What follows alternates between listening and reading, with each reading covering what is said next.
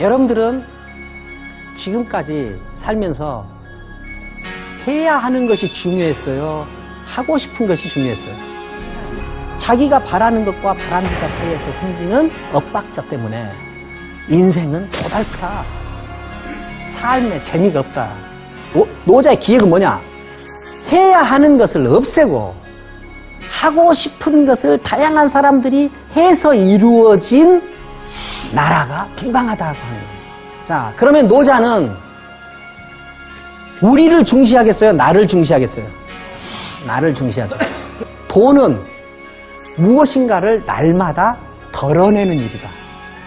줄이고 줄이고 줄이고 줄이면 어느 단계에는 어디에 도달하느냐? 무의의 단계에 도달해요. 무의. 무의라는 거는 뭐냐? 무의라는 거는 아무것도 안 하는 게 아니에요. 무의하면 무불이 되지 않은 일이 없다는 거예요.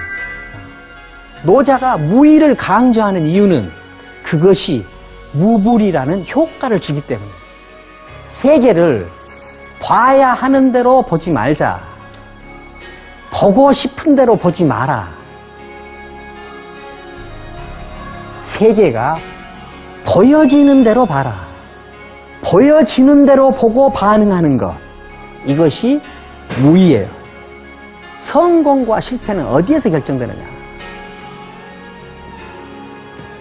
보여지는 대로 보는 사람이 항상 보고 싶은 대로 보거나 봐야 하는 대로 보는 사람을 이깁니다.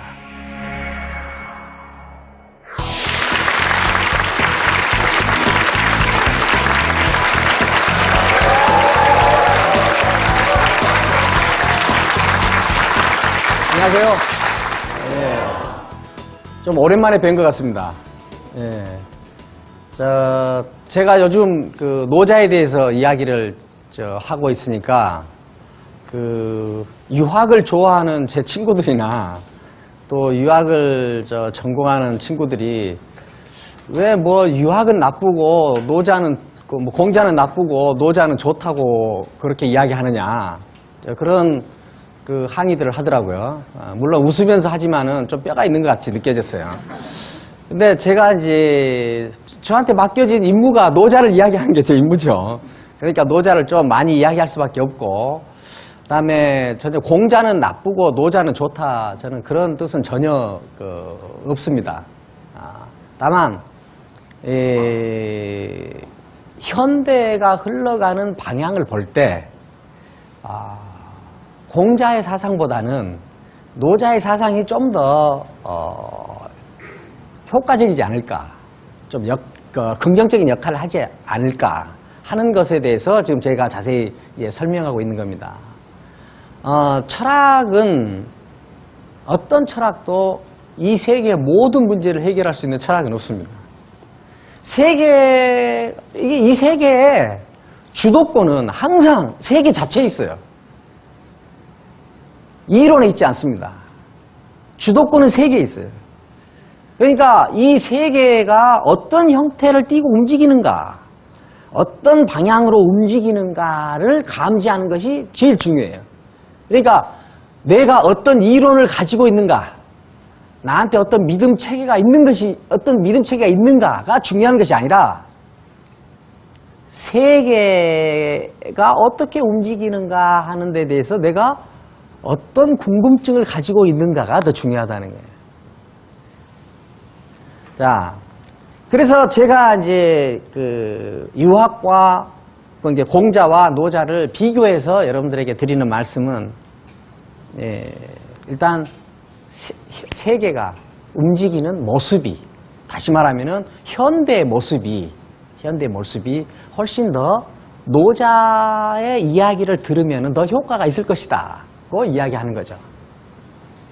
자, 공자하고 노자는 항상 함께 이야기될 수밖에 없습니다. 한 시대를 살았어요. 같은 시대를 살았고, 같은 시대를 살았기 때문에 같은 시대를 대했어요. 그러니까 사유 대상을 함께 공유했어요. 역사의 흐름을 함께 공유했어요. 시대의 문제의식을 함께 공유했어요. 다만 해법을 달리했을 뿐이죠. 그러니까 노자를 이야기할 때는 공자를 빠뜨리고 넘어갈 수는 없습니다. 공자는 기본적으로 이 세계를 관리하는 방식을 인간의 근본적인 어떤 정서, 근본적인 내면성, 인간성에 기반해서 만들어진 어떤 공통의 이념을 구상하고 그 공통의 이념에 모두 따라가는 방식으로 이 세계를 운영해보자 하는 거거든요. 그런데 우리가 따라가려고 만들어놓은 이 보편적 이념이라는 것이 인간성을 바탕으로 해서 만들어졌기 때문에 그건 선한 것일 수밖에 없다고 보는 거예요. 그런데 노자는 인간성의 바탕을 했다는 건 좋은 것이다. 그런데 그것이 선하다는 것도 좋은 것이다. 그런데 그것이 선이든 악이든 관계없이 그것이 보편적 이념으로 요구되는 한 그거는 기준이 될 수밖에 없다는 거예요. 그것이 선이든 악이든 그것이 기준인 한 그것의 기준은 권력으로 행사된다. 그러면 이 사회가 그 권력에 의해서 구분되고 또 배제되고 억압되는 이런 불편한 어떤 운영이 있을 수밖에 없다는 거예요. 그러니까 노자가 볼 때 공자의 방식은, 유학의 방식은 필연적으로 가치론에 빠질 수밖에 없다는 거예요. 가치론에 빠질 수밖에 없다. 이 가치의 실현자로 남으면 세계와 어깃장이 날 수밖에 없다 하는 거예요. 그러니까 노자는 세계와 관계할 때 자기 내면에 굳건히 자리 잡고 있는 어떤 가치론을 할 수 있는 한 최대한 약화시켜야 된다. 그러니까 노자의 모든 전략은 인간의 내면성을 지배하고 있는 어떤 가치론 체계, 이것을 최대한 무력화시키려고 하는 방향으로 나아가요. 이것을 노자는 뭐라고 표현했느냐? 두 글자로 뭐라고 표현했겠어요, 이거를? 무의라고 했죠, 무의. 무의. 무의와 반대되는 말이 유의죠. 유의는 어떤 근거를 가지고 세계와 관계하는 거예요.